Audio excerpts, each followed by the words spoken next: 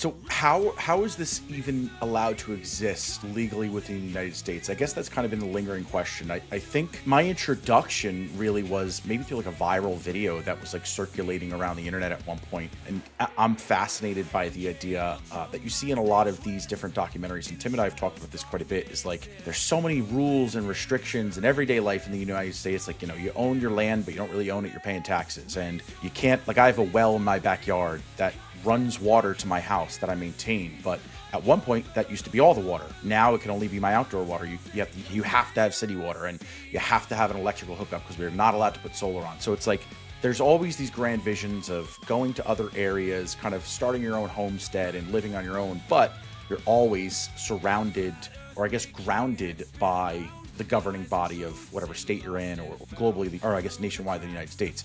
How do you, I don't want to say circumvent this, but how do you allow this to adapt with Molossia? Well, first thing, I guess probably the biggest question is, does the U.S. know about Molossia? Yes, of course they do. They know about everything. But what they do with it?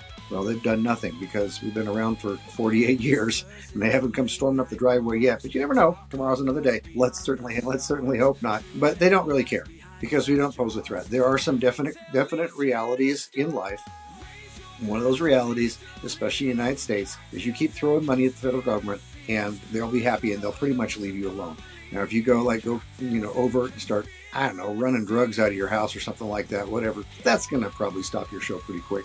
But short of that, we have a huge advantage that Molossia is kind of out in the middle of the desert.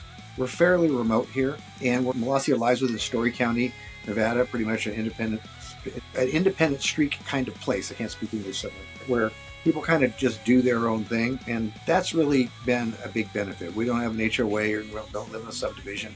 Thank goodness, that'd be horrible. And so we don't really have them. We are, in fact, like yourself, on a well, but we don't have any restrictions whatsoever. Pretty much everybody's on a well out here. Of course, we weren't. We die of thirst anyway. But we don't have access to city water and so forth, and we don't need it.